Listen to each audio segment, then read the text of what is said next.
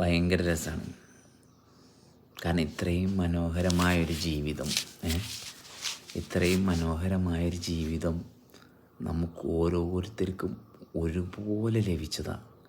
ഇത് അനുഗ്രഹമോ ഭാഗ്യമോ അല്ലെങ്കിൽ മറ്റൊരാൾക്കാരുടെ ഔദാര്യമോ മറ്റ് മതത്തിൻ്റെയോ ജാതിയുടെയോ എന്തിനു പറയുന്നത്, നമ്മുടെ അച്ഛനമ്മമാരുടെ പോലും ഒരു ഔദാര്യത്തിലല്ല ഇത് പ്രവർത്തിക്കുന്നത്. പക്ഷേ ഇത് പ്രവർത്തിക്കാനുള്ള കാരണം ഇവരാരുടെയും സ്വാധീനത്തിലല്ല. അതുകൊണ്ട് തന്നെ നമ്മൾ ഇതിനെ ആശ്രയിക്കുന്ന അവസ്ഥയാണ് ഏറ്റവും ഇമ്പോർട്ടൻ്റ്. അച്ഛനും അമ്മയും അവിടെ ഉണ്ട്. ആ അച്ഛനും അമ്മയും ഈ പ്രോസസ്സിൻ്റെ ഭാഗമാണോ?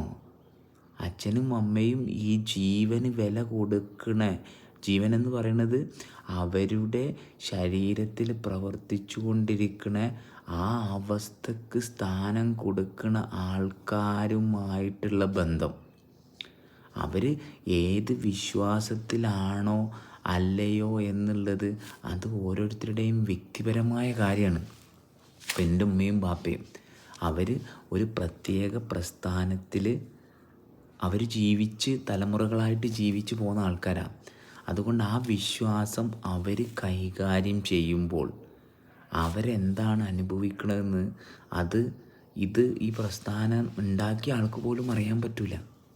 കാരണം അവനവനോടുള്ള സത്യസന്ധത, അല്ലെങ്കിൽ ഞാൻ എൻ്റെ ജീവിതം എങ്ങനെയാണ് ജീവിക്കുന്നത് എന്നുള്ള ഭാഗം അറിയാനുള്ള ഒരൊറ്റ മെഷീനേ ഉള്ളൂ, അത് ഓരോരുത്തരുമാണ്. അപ്പോൾ എൻ്റെ ഉമ്മയും ബാപ്പയും ഈ പ്രോസസ്സുമായിട്ട്, അതായത് അവരുടെ ജീവിതവുമായിട്ട് അവർക്ക് എത്രത്തോളം ബന്ധമുണ്ടോ അതിൽ മാത്രമേ അവർക്ക് അവരുടെ കൂടെ, അല്ലെങ്കിൽ അവരുടെ മക്കളെന്ന് അവരവകാശപ്പെടുന്ന ആ അവസ്ഥയിലുള്ള ആ സത്യസന്ധത അവർക്ക്, അല്ലെങ്കിൽ ആ കുട്ടിക്ക് അനുഭവിക്കണമെങ്കിൽ അവർക്ക് ഈ പ്രോസസ്സുമായിട്ടുള്ള ബന്ധം, ഒരു മതവുമായിട്ടല്ല, അല്ലെങ്കിൽ ഒരു ജാതിയുമായിട്ടല്ല, ഒരു വിശ്വാസ പ്രമാണവുമായിട്ടുള്ള ബന്ധമല്ല. കാരണം അവർ ഏതിലാണോ ഉറച്ചു നിൽക്കുന്നത്, ആരെങ്കിലും മതത്തിൽ ഉറച്ചു നിൽക്കണ ആരെങ്കിലും കണ്ടുകണോ? വിശ്വാസത്തിൽ ഉറച്ചു നിൽക്കണ ആരെങ്കിലും കണ്ടുകണോ? ഇല്ല. നമ്മൾ 2 കാലിലാണ് ഉറച്ചു നിൽക്കുന്നത്. അപ്പോൾ ഈ 2 കാലിൽ ഉറച്ചു നിൽക്കുന്ന ഈ ശക്തിയെ എത്രമാത്രം അവർ ആശ്രയിക്കുന്നുണ്ടോ അതിനനുസരിച്ച് മാത്രമേ അവരിൽ അഹങ്കാരമില്ലാത്ത ഒരു അവസ്ഥ ഉണ്ടാവുകയുള്ളൂ. അഹങ്കാരമില്ലാത്ത അവസ്ഥയിൽ മാത്രമേ അവർക്ക് അവരുമായിട്ടുള്ള ബന്ധം ഉണ്ടാവുള്ളൂ. ആ ബന്ധമുണ്ടെങ്കിൽ മാത്രമേ ഏതൊരു മാതാപിതാക്കൾക്കും സ്വന്തം മക്കളോട് അവർ മാതാപിതാക്കളെ സഹായിക്കാനോ സംരക്ഷിക്കാനോ അല്ല പഠിപ്പിക്കേണ്ടത്. കാരണം ഇങ്ങനെയുള്ള ഒരു ജീവൻ നിന്നിൽ പ്രവർത്തിക്കുന്നുണ്ട്. ഇങ്ങനെയുള്ള ഒരു ജീവൻ മനോഹരമായി നിന്നിൽ പ്രവർത്തിക്കുന്നുണ്ട്. ആ പ്രവർത്തനത്തിന് കോട്ടം വരാതിരിക്കണമെങ്കിൽ നീ എന്തെല്ലാം പഠിച്ചാലും, നീ എന്തെല്ലാം ആചാരാനിഷ്ടങ്ങൾ നടത്തിയാലും, ഈ ശരീരം പ്രവർത്തിക്കുന്ന അവസ്ഥയിൽ നിന്നെ കോട്ടം വരാതെ കൊണ്ടുപോകാൻ ഞങ്ങളിങ്ങനെയാണ് ഞങ്ങളെ കൊണ്ടുപോകണതെന്ന് പറയാൻ കഴിവില്ലാത്ത ഒരാളും മാതാവുമല്ല പിതാവുമല്ല. അല്ലെങ്കിൽ അങ്ങനെ പറയാൻ നിങ്ങളോട് ഉറപ്പായിട്ട് നിങ്ങൾക്ക് പറഞ്ഞു തരാൻ കഴിവില്ലാത്ത ഒന്നിനെയും നിങ്ങൾ ആശ്രയിക്കാനും പാടില്ല.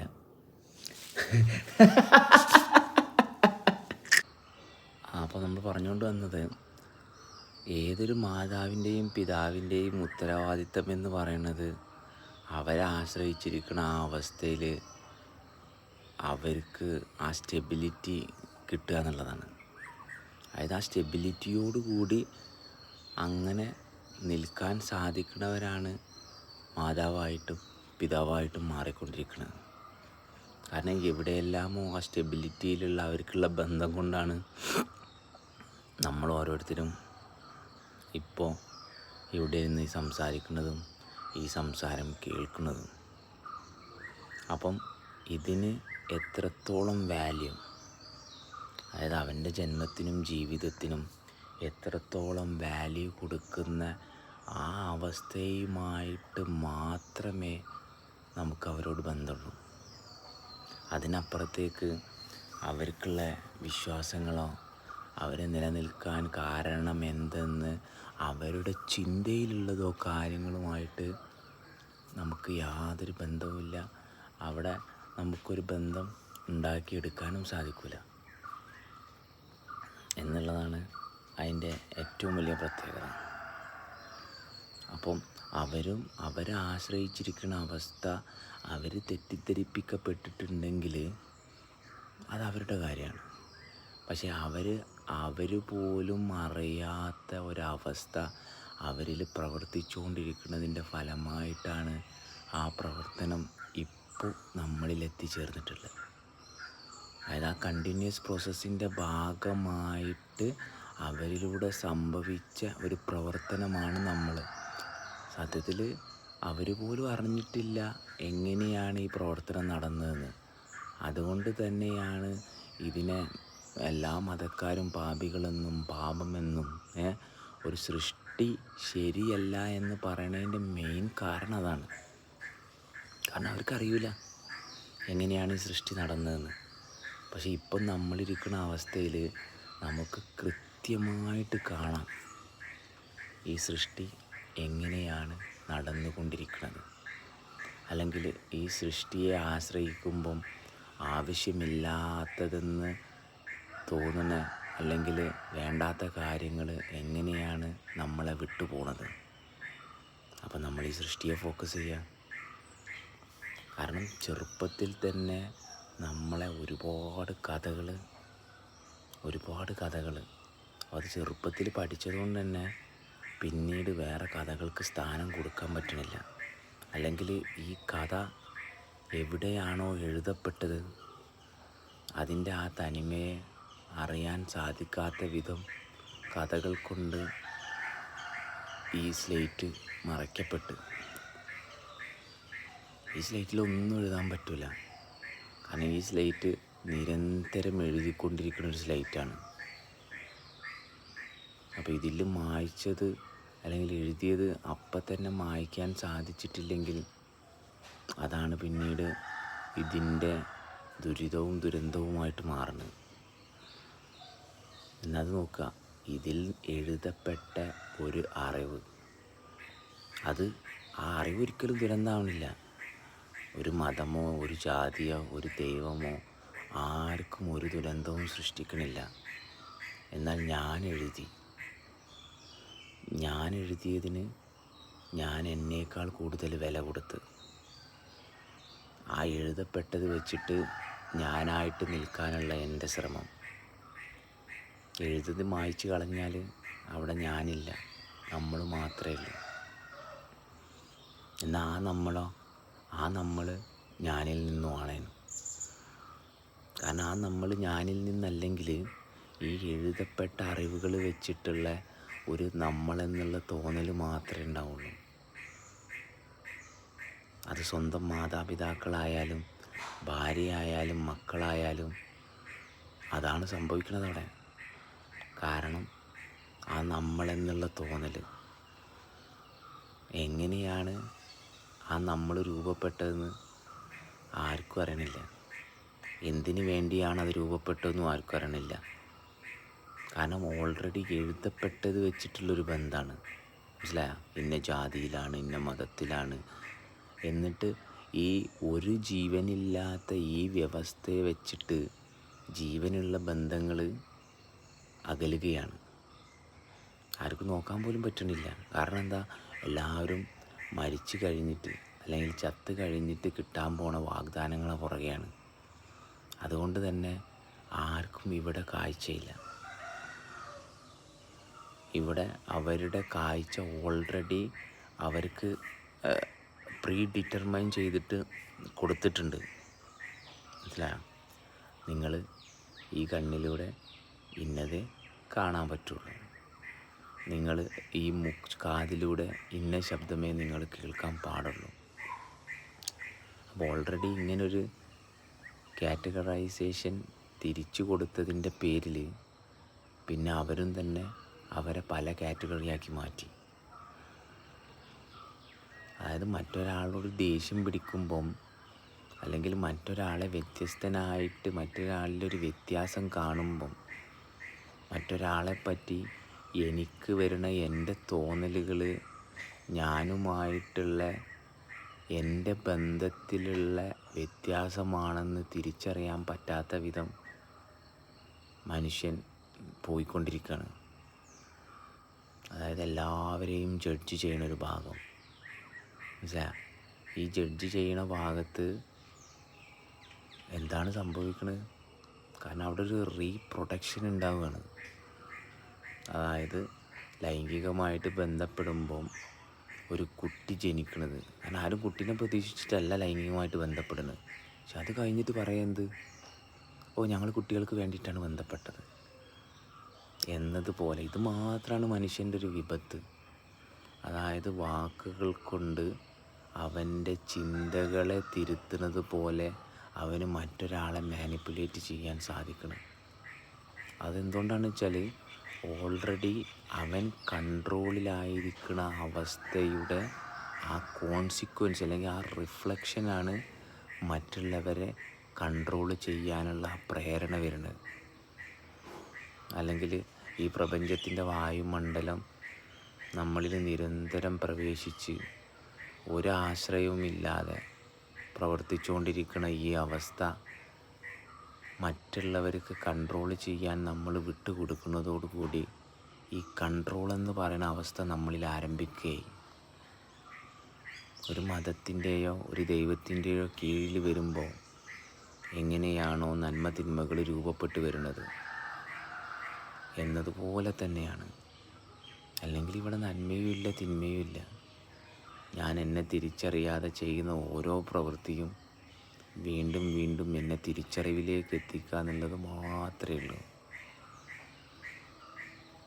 അല്ലാതെ അതാരെങ്കിലും പറഞ്ഞു തന്നു കഴിയും. പറഞ്ഞു തരുമ്പോഴാണ് വീണ്ടും വീണ്ടും അവിടെ ഒരു റിജക്ഷൻ്റെ ഫോർമാറ്റ് വരുന്നത്.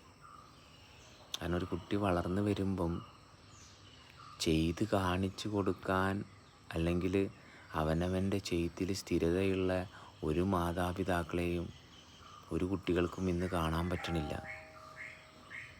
അതുകൊണ്ട് തന്നെ ഡോണ്ട് ഡു അല്ലെങ്കിൽ ആ ചെയ്യരുത് എന്നുള്ള ലിസ്റ്റ് മാത്രമാണ് ഇന്ന് ഓരോ കുട്ടികളുടെയും മുന്നോട്ട് വെക്കുന്നത്. ചെയ്യരുത് എന്നുള്ള ലിസ്റ്റ് മുന്നോട്ട് വെക്കുന്നവർക്ക് എന്തുകൊണ്ടാണ് ഇത് ചെയ്യരുത് എന്ന് പറഞ്ഞതിൻ്റെ ക്ലാരിറ്റി അവർക്കില്ല. കാരണം അനുഭവമില്ല. മറ്റുള്ളവർ പറഞ്ഞതും കണ്ടതും കേട്ടതുമായ കാര്യങ്ങൾ വെച്ചിട്ട് 100 കൂട്ടം ഡോണ്ട് ഡു ലിസ്റ്റിനെ അവർ ഒരു ദിവസം ഈ കുട്ടിയുടെ മുന്നിലേക്ക് വെച്ചു കൊടുക്കുകയാണ്. ഈ കുട്ടിയുടെ ഉള്ളിൽ ഭീതിയും അല്ലെങ്കിൽ ദേഷ്യവും വാശിയും വളരത്തക്ക രീതിയിൽ ഈ കാര്യങ്ങളെ ഇട്ട് കൊടുക്കുമ്പം സ്റ്റേബിളായിട്ടിരിക്കുന്ന ഒരവസ്ഥ ഈ കുട്ടി എവിടെയും ഡിറ്റക്റ്റ് ചെയ്യണില്ല. കാരണം ഈ പറയുന്ന ആചാരങ്ങളും ദൈവങ്ങളും എല്ലാം ഉണ്ടായിട്ട് സമൂഹത്തിൻ്റെ തിന്മകൾ ബാധിക്കുന്ന രീതിയിൽ ഈ ആചാരാനുഷ്ഠാനങ്ങൾ ചെയ്യുന്നവരുടെ ജീവിതം ഈ പറയുന്ന സാമൂഹികമായ അന്തരീക്ഷത്തിൽ താറുമാറാവുന്നുണ്ടെങ്കിൽ പിന്നെ എങ്ങനെയാണ് ആ കുട്ടി ഈ ആചാരാനുഷ്ഠാനങ്ങളെ ആശ്രയിക്കുന്നത്? അല്ലെങ്കിൽ ഈ സമൂഹം വരുത്തുന്ന മാറ്റങ്ങൾക്ക് ദൈവങ്ങൾക്കൊന്നും ചെയ്യാൻ സാധിക്കണില്ലെങ്കിൽ എങ്ങനെയാണ് ആ കുട്ടിയെ നിങ്ങൾ ദൈവവിശ്വാസത്തിലേക്ക് എത്തിക്കുന്നത്?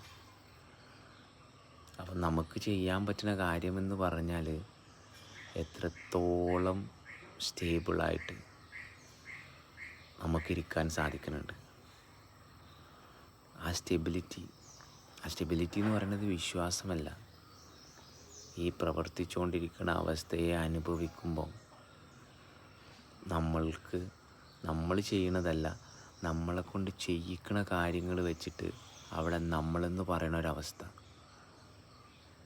നമ്മളെന്ന് പറയുന്ന അവസ്ഥയുണ്ട്, ഞാനെന്ന് പറയുന്ന അവസ്ഥയുണ്ട്. അപ്പോൾ ആ ഞാനെന്ന് പറയുന്ന അവസ്ഥ ഒരിക്കലും ആ വ്യക്തി ഉണ്ടാക്കിയ ഒരവസ്ഥയല്ല, അല്ലെങ്കിൽ ആ വ്യക്തിയുടെ ഒരു തീരുമാനമല്ല. അവിടെ കൃത്യമായ കാഴ്ചയുണ്ട്, കാഴ്ചക്കാരനുണ്ട്. അതിൽ നിന്നാണ് അവിടെ ആ നമ്മളെന്ന് പറയുന്ന അവസ്ഥ രൂപപ്പെടുന്നത്.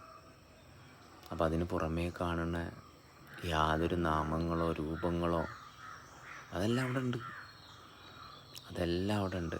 പക്ഷെ അതിനേക്കാൾ അപ്പുറം അതിനുള്ളിൽ ഈ പ്രവർത്തിച്ചു കൊണ്ടിരിക്കണ, എല്ലാവരിലും ഒരുപോലെ പ്രവർത്തിക്കണ ഒരു മനോഹരമായ കാഴ്ച കൂടിയുണ്ട്.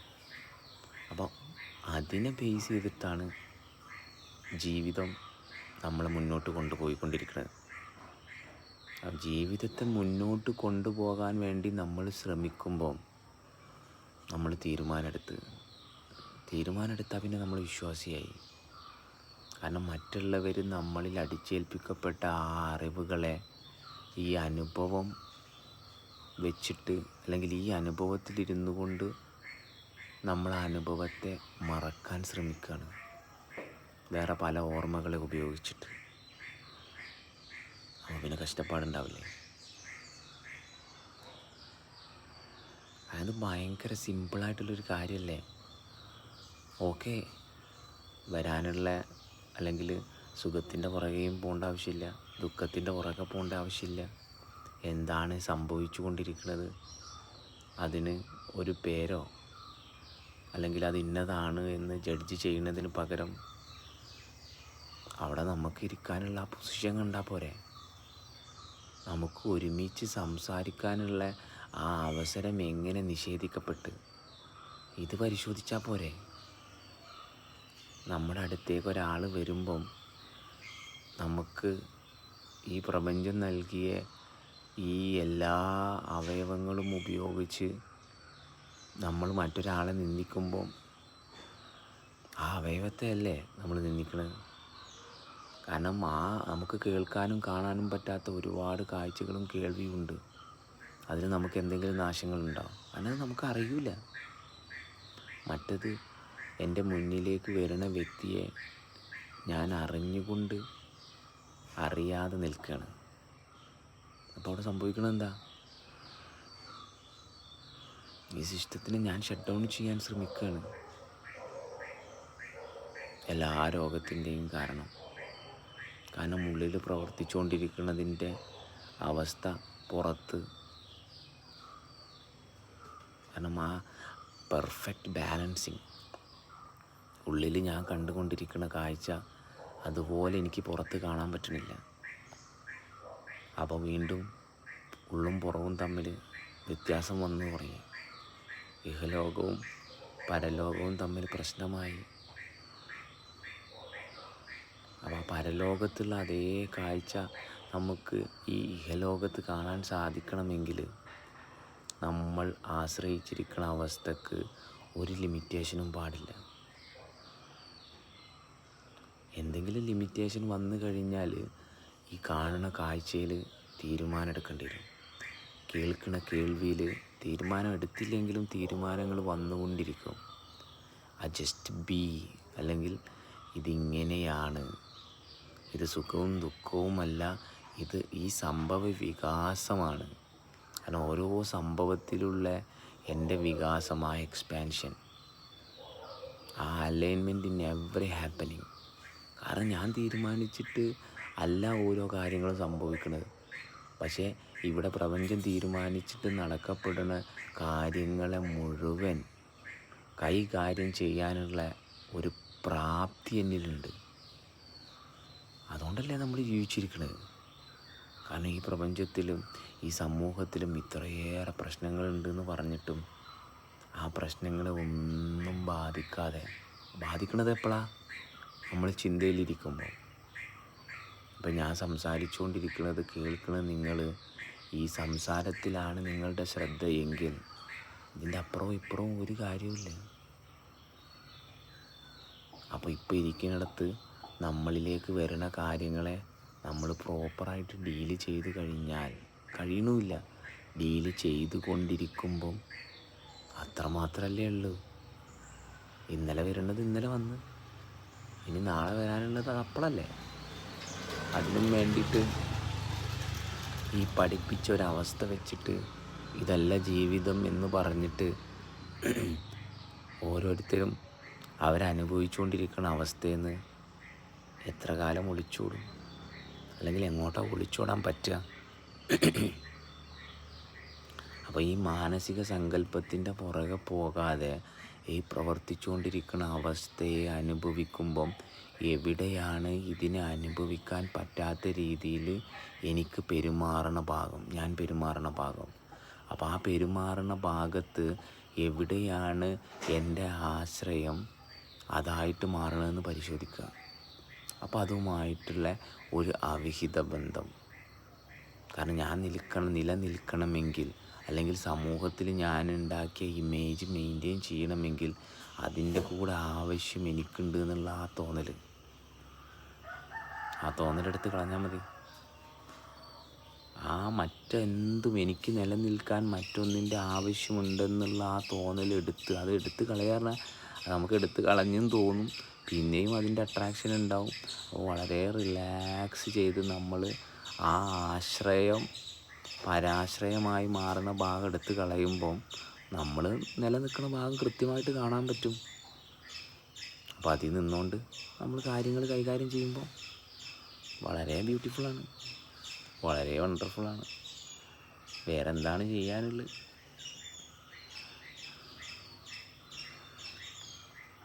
അപ്പോൾ ആദ്യം മനസ്സിലാക്കുന്നതിനപ്പുറം ഓരോരുത്തർക്കും ഈ പ്രോസസ്സിൻ്റെ ഭാഗമായിട്ട് കിട്ടിയൊരു ലൈനേജ് ഉണ്ട്. അതായത് ആ ഞാനെന്ന് പറയുന്ന ഒരവസ്ഥ, ആ ഞാനെന്ന് പറയുന്ന അവസ്ഥ ഞാനുണ്ടാക്കിയൊരവസ്ഥയല്ല, നമ്മളായിട്ട് മാറാൻ ഏത് നിമിഷത്തിലും. അങ്ങനെ എല്ലാവർക്കും ഒറ്റ ആവശ്യമുള്ളൂ, എന്ത്? അവനവനായിട്ടിരിക്കുക എന്നുള്ളത്. അപ്പോൾ ആ അവനവനായിട്ടിരിക്കാനുള്ള ക്രൈറ്റീരിയ നമ്മൾ ഓരോരുത്തരും ഉണ്ടാക്കിയതാകുമ്പോൾ മാത്രമാണ് അതിന് കോൺഫ്ലിക്റ്റ് വരുന്നത്. അല്ലെങ്കിൽ കോൺഫ്ലിക്റ്റ് വന്നിട്ട് ഫർദർ അതിന് വഴി കാണാൻ വേണ്ടിയിട്ട് മറ്റുള്ളതിനെ ആശ്രയിക്കേണ്ടി വരുന്നത്. മറിച്ച് ആ ഞാനെന്ന് പറയുന്ന അവസ്ഥ ഈ പ്രപഞ്ചം മുഴുവൻ നിറഞ്ഞു നിൽക്കുന്നതാണ് അതിൻ്റെ ആ ലിമിറ്റേഷനെ ബ്രേക്ക് ചെയ്യണതെങ്കിൽ എവിടെയെല്ലാമാണോ കോൺഫ്ലിക്റ്റ് ഉണ്ടാവുന്നത് ആ കോൺഫ്ലിക്റ്റിനെ അതിൽ നിന്നുകൊണ്ട് തന്നെ ഡിസോൾവ് ചെയ്തിട്ട് ഫർദർ വീണ്ടും നമ്മളാവാനുള്ള ബിൽഡിംഗ് മെറ്റീരിയൽ കിട്ടിക്കൊണ്ടിരിക്കും. അവിടെയാണ് നമ്മൾ വിവേകം. കാരണം ആ വിവേകത്തിലൂടെ സാധ്യമാകുന്നത് ഈ ഈ വിശാലമായ ബന്ധമാണ്. കാരണം ഈ എന്ന് പറയണ ഈ ഞാനെന്ന് പറയണതിൽ എല്ലാം ഇൻക്ലൂസീവാണ്. അത് നമുക്ക് വാക്കുകൊണ്ട് പോലും പറയാൻ പറ്റില്ല. അപ്പോൾ എവിടെയാണോ ഞാൻ എന്നെ ലിമിറ്റ് ചെയ്യുന്നത് അവിടെയാണ് ഞാനുണ്ടാക്കിയ അല്ലെങ്കിൽ എൻ്റെ കോൺഫിഡൻസിൻ്റെ അറ്റം നമ്മൾ കാണുന്നത്. അപ്പോൾ നമ്മൾ ആ അറ്റം കാണുമ്പം ഭയത്തിനേക്കാൾ അപ്പുറം, കാരണം അവിടെ അപ്പോഴും ഫങ്ഷൻ ചെയ്തുകൊണ്ടിരിക്കുക. എൻ്റെ കോൺഫിഡൻസ്, ഞാനുണ്ടാക്കി വെച്ച എല്ലാ തീരുമാനങ്ങളും തകരുമ്പോഴും ഫർദർ അവിടെ ഒരു കണ്ടിന്യൂറ്റി നമ്മളിൽ വർക്ക് ചെയ്യുന്നുണ്ട്. അപ്പോൾ ആ തീരുമാനം മാറി ഞാൻ മറ്റുള്ളവരുടെ മുമ്പിൽ ഒരു വെറും തോൽവിയായി അല്ലെങ്കിൽ ഭ്രാന്തനായി, ആ ഭ്രാന്തിൻ്റെ അപ്പുറത്തും നമ്മളിലൊരു സംഗതി പ്രവർത്തിച്ചുകൊണ്ടിരിക്കുന്നുണ്ട്. ആ പ്രവർത്തനവുമായിട്ട് ചേരുമ്പോൾ അവിടെ നമ്മൾ അറിവുകൾ ഡിസിപ്പേറ്റ് ചെയ്യും, അറിവുകൾ കുറഞ്ഞ് വരും. കാരണം മനസ്സിൻ്റെ ആ പിടുത്തം നമ്മളിൽ നിന്ന് വിട്ട് പോകും. നമ്മൾ തകരുന്നുണ്ടെന്ന് നമുക്ക് തോന്നും. പക്ഷെ ആ തകർച്ചയാണ് ശരിയായ വളർച്ച എന്ന് നമ്മളെ വളർച്ചയ്ക്ക് വിട്ടുകൊടുക്കുമ്പോൾ മനസ്സിലാവും. അത്രയേ ഉള്ളൂ. ഭയങ്കര സിമ്പിളാണ്. ആ സിംപ്ലിസിറ്റി എന്നതിനെ പറയണത് എന്തുകൊണ്ടാണ്? കാരണം നമ്മളൊന്നും ചെയ്തിട്ടല്ല നമ്മളിങ്ങനെ സംസാരിക്കണതും ഇങ്ങനെ എണീറ്റ് നടക്കുന്നതും അല്ലെങ്കിൽ ഈ വായുവിനെ നമ്മുടെ ഉള്ളിലേക്ക് സ്വീകരിച്ചിട്ട് ഈ സിസ്റ്റത്തെ ഫങ്ഷൻ ചെയ്യിക്കുന്നതും ഇതൊന്നും നമ്മളെ തീരുമാനത്തിലല്ല. അല്ലെങ്കിൽ ഇതിൻ്റെ പിന്നിൽ എന്തെങ്കിലും ലോജിക്കുണ്ടോ? ഒരു ലോജിക്കും ഇല്ല. അപ്പോൾ ലോജിക്കെന്ന് പറയുന്നത് നമ്മളെ മറ്റൊരാൾ ചോദ്യം ചെയ്തപ്പോൾ നമ്മൾ അനുഭവിച്ച ആ ഒരു മരവിപ്പാണ് ലോജിക്ക്. അപ്പോൾ ആ മരവിപ്പിനെ പിന്നെ നമ്മൾ ആശ്രയിച്ചപ്പം പല ലോജിക്കും വന്നു. കാരണം എന്തുകൊണ്ടാണ്? കാരണം സിസ്റ്റം ഫങ്ഷൻ ചെയ്യുന്ന ഭാഗത്ത് നമുക്ക് നമ്മളെ തീരുമാനത്തിൽ മുന്നോട്ട് പോകാൻ കണ്ടുപിടിച്ചൊരു എളുപ്പ വഴി. പക്ഷെ ആ എളുപ്പ വഴിയിൽ എന്താ സംഭവിക്കുന്നത്? സിസ്റ്റവുമായിട്ട് കംപ്ലീറ്റ്ലി ഡിസ്റപ്റ്റ് ആയിട്ടുള്ള ഒരു ലോജിക്ക് അപ്ലൈ ചെയ്യുമ്പോൾ ഈ സാധനം മുഴുവൻ ഷട്ട് ഡൗൺ ചെയ്യാണ്. ഇതിൽ റൈറ്റിംഗ് നടക്കണില്ല, റൈറ്റിംഗ് പുറത്തെവിടെയോ നടക്കുകയാണ്, റീഡിങ് പുറത്തെവിടെയോ നടക്കുകയാണ്. അതാണ് സങ്കല്പം. അപ്പോൾ ആ സങ്കല്പത്തിൽ നിന്ന് മാറി നമ്മളിലേക്ക് വരുമ്പം അവിടെ ലോജിക്കിൻ്റെ ആവശ്യമില്ല. ലോജിക്ക് അവിടെ ഉണ്ട്, ഓക്കെ, ലോജിക്ക് അവിടെ ആവശ്യമുണ്ടെങ്കിൽ മാത്രം മതി. അല്ലാതെ ലോജിക്ക് ഉപയോഗിച്ചിട്ട് ഇതിൻ്റെ ഫങ്ഷനെ ഡിസ്റപ്റ്റ് ചെയ്ത് കഴിഞ്ഞാൽ, അല്ലെങ്കിൽ ചിന്തയിലിരുന്നു കൊണ്ട് ഞാനാണ്, എൻ്റെ ലോജിക്കാണ് ഇതിനെ മുന്നോട്ട് കൊണ്ടുപോകണമെന്നുള്ള ആ തോന്നൽ വന്നു കഴിഞ്ഞാൽ ആ തോന്നൽ കുറച്ച് കാലം കൊണ്ട് നടക്കാം. പക്ഷെ ആ തോന്നൽ കൊണ്ട് നടക്കാനുള്ള ഈ സിസ്റ്റം പതുക്കെ ഡൗൺ ആയിപ്പോകും. പിന്നെ ഒരു പർട്ടിക്കുലർ ടൈമിൽ അയ്യോ തോന്നൽ കറക്റ്റായിട്ട് വർക്ക് ചെയ്യണില്ലല്ലോ, അല്ലെങ്കിൽ തോന്നൽ വർക്ക് ചെയ്യുന്നിടത്ത് ഈ ശരീരത്തെ അങ്ങോട്ട് എത്തിക്കാൻ പറ്റണില്ലല്ല. അപ്പോൾ ചിലപ്പോൾ ഒരു പക്ഷേ സമയം ഒരുപാട് വൈകിയുണ്ടാവും, പക്ഷെ അപ്പോഴും ഇത് ഫങ്ഷൻ ചെയ്യുന്നുണ്ട്. പക്ഷെ അപ്പോഴത്തെ അവസ്ഥ എന്തുകൊണ്ടാണെന്ന് വെച്ചാൽ നമ്മളെ പ്രായം, ഈ സമൂഹം പഠിപ്പിച്ചു തന്നെ ഒരുപാട്, കാരണം ഒരു പർട്ടിക്കുലർ സമയം നമ്മളെ കോൺഫിഡൻസ് എന്ന് പറയുന്നത്, ലോജിക്ക് എന്ന് പറയുന്നത് ഒരു ആവശ്യമുള്ള സംഗതികൾ മാത്രം എടുക്കുന്ന ഒരു ഭാഗത്ത്, അല്ലെങ്കിൽ എൻ്റെ ഇഷ്ടങ്ങൾ നടപ്പിലാക്കുന്ന ഒരു ഭാഗത്താണ്, അല്ലെങ്കിൽ ഒരു ലോ ഓഫ് അട്രാക്ഷൻ, ഒരു ലക്ഷ്യം വെച്ച് മുന്നേറുന്ന ഭാഗത്താണ്.